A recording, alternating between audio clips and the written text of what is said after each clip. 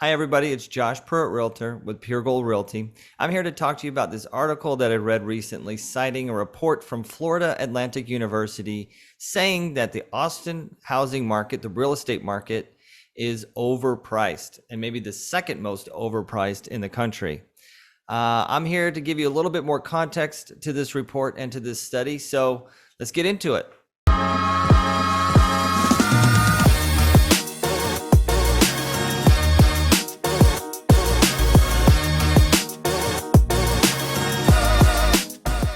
All right, guys. So this report that I read on KView, we'll talk about some of their numbers in a little bit, but this report, this study cited in many reports all over the country, cites this study from Florida Atlantic University saying that the Austin housing market is the second most overpriced real estate in the country.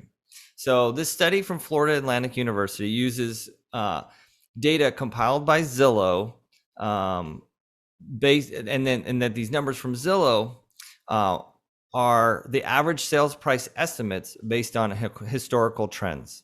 I'm not sure that they use reported transactions like the Austin Board of Realtors does, but they only use between the 35th and 65th percentile of these estimates. They're basically estimates based on historical information. And the fact that they use between the 35th and the 65th percentile makes sense to me. When I'm working on comps for a property, whether to list it or for a buyer to buy it, a lot of times I will get rid of the top numbers and the bottom numbers, just depending on different variables. So sometimes, the high price is just way out there. Maybe maybe it doesn't make sense. And the low price maybe doesn't make sense for various reasons, right? So I understand that they do it that way. And so it's a tad generic, but it happens. I wanted to read you some information from the Zillow website about their ZHVI, which is the Zillow Home Value Index. Again, this ZHVI provides the numbers to which this study from Florida Atlantic bases their logarithm after. And so I think it's important to understand where these numbers come from because it's really the impetus for the whole thing. So this is a smooth and seasonally adjusted housing index that is reported monthly with a 3-week lag. It does not include the tails of the reported transactions. Instead, like I said, it reports closings in between the 35th and the 65th percentile. Apparently allows for a more accurate estimates of housing price trends. It's been reported they've reported these monthly since January of 1996, which they feel is sufficiently long enough time span for trend development. Okay, so we kind of understand where they get those numbers. It's an estimate based on historical pricing trends between the 35th and the 65th percentile. They report it every month. Okay, so I'm not sure if it actually incorporates data directly from reported transactions. They don't mention getting it from local boards of realtors, from any MLS or any sort of accurate reported source.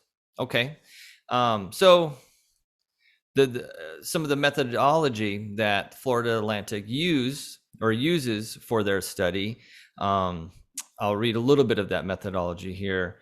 So they run this information from Zillow through a logarithmic fit that they created to see where the housing prices should be at. Once the data is compiled, they somehow place a premium or a discount to the price.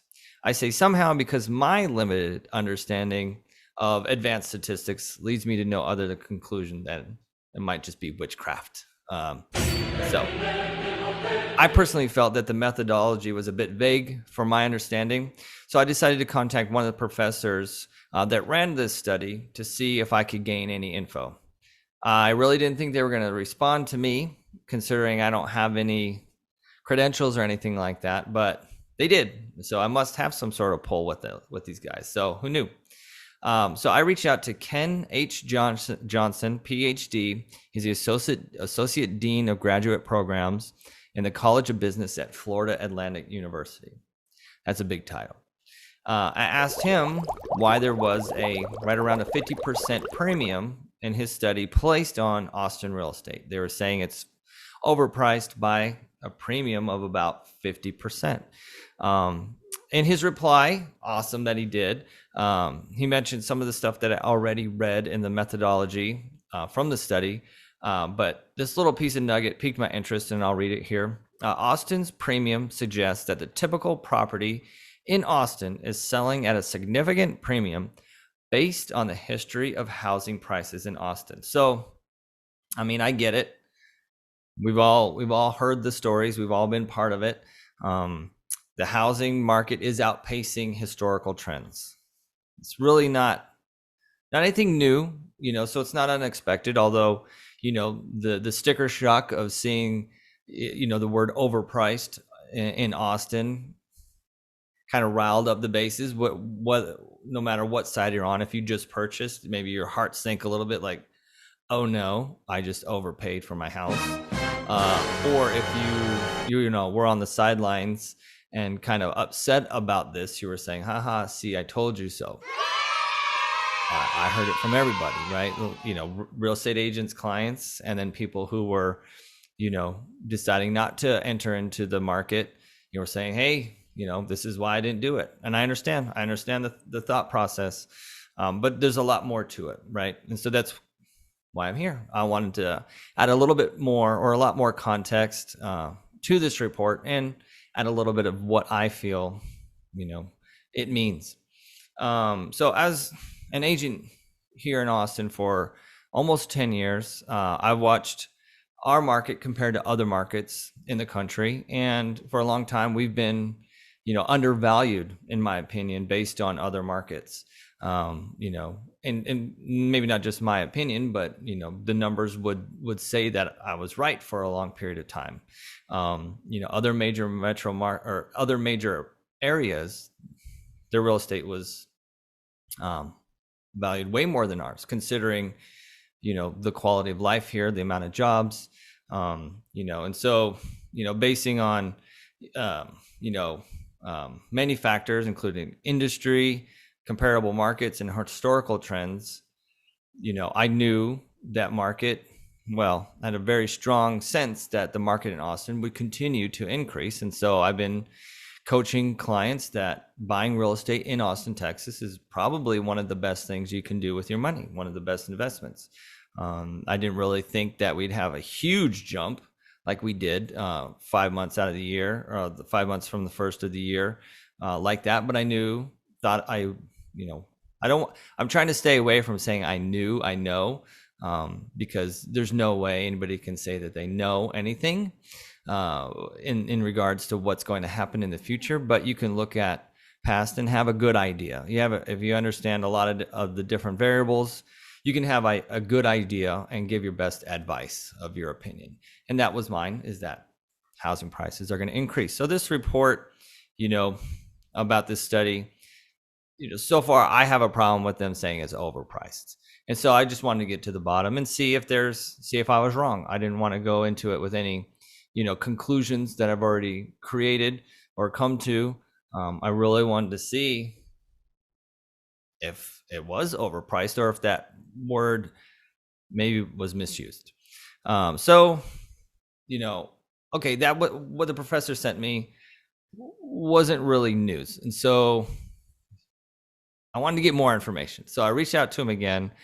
I didn't want to pester him. I know, again, I'm not a credentialed media member, but I really want to understand what this report and what this study means for myself and my clients and my neighbors. So, I approach things like a friendly, awesome, an amazing salesperson who's very grateful for your time. And so, I think what is the saying? You catch more bees with honey than vinegar. So I'm always trying to be very gentle and sweet. Anyway, it worked. He replied back to me. Something I was doing was working. So, my question was, I need to go back. I need to go back a step. I got a little bit ahead of myself. I wanted to look at the source of the information from Zillow, the ZHVI. I wanted to actually see what these numbers were, not just understand, how they arrive at them, but to know what they are and maybe compare them to other numbers, because that's a lot of what I do, is comparing numbers.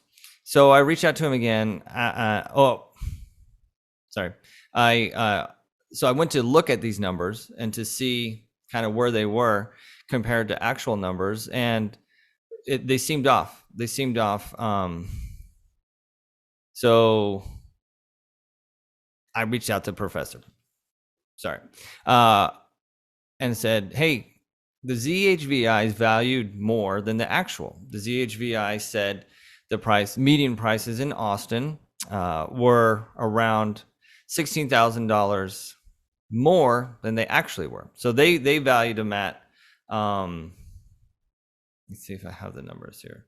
So they valued it $16,000 more than what the actual number was. And so, that kind of took me back. I mean, it is Zillow. Zillow does, make mistakes with prices quite often.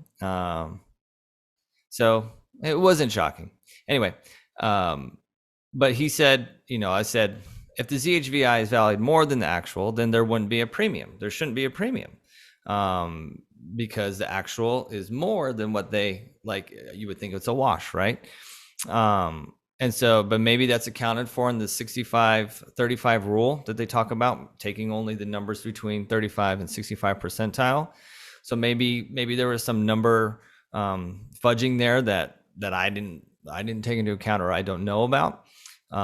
So, he replied and kind of dodged the question, but then he replied again. So maybe he thought about it a little bit more and was like, hey, maybe I want to give this little guy in Austin a little bit more clarification. But he said, yep, Austin is selling above where the pricing history suggests that it should be selling. Simply put, Austin is the second most overheated market in our analysis. Well, it didn't quite answer my question, because I said, their valuation was higher than actual. So, with the actual, even maybe having a premium, like, doesn't it wash? So it was a little confusing to me. And so, kind of going back to the crux of it. Yeah. Simply put, Austin is the second most overheated market in our analysis. It means it's a hot market. I don't know that it's overheated. I wouldn't say that, but it's definitely heated, and we all kind of know that. So, but then he went on to mention that he was a sales broker for 12 years selling real estate, and that his take on all this info is that it's a great time to sell. I think he's right. He's definitely a smart guy. So I really appreciate him, taking the time to talk to me about this, or send me a couple emails about it so I can clarify it a little bit more. But I mean, it's not really news. I think the overpriced word is completely incorrect. Certainly not overpriced. It's priced more than it maybe historically, that historical trend said it should be at.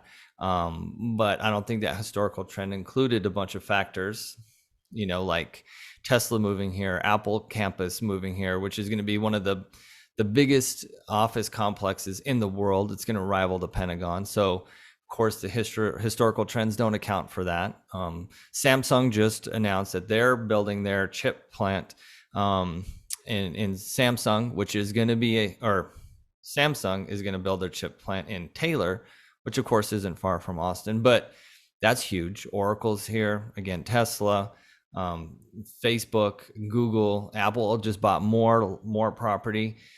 So none of the historical trend really takes into account a bunch of that. Right. And of course, it didn't take into account coronavirus and, lack of inventory. And so for me, my conclusion, there's several, but my conclusion to that is that word overpriced was improperly used. It's definitely a hot market. If you're looking to sell, it's a great time to sell. If you're looking to buy, sure, the best time to buy would have been a year ago. But the second best time to buy is now, because we're never going to see these prices the way they are ever again. If you buy now, maybe as opposed to renting, you're going to see 5, 10, 15% equity, maybe per year. And if you stay in the house a couple years, you're going to be able to leverage all that equity into another house, into a move, or hang on to it and just, keep accruing that equity and building wealth, right? So real estate is certainly one of the best investments.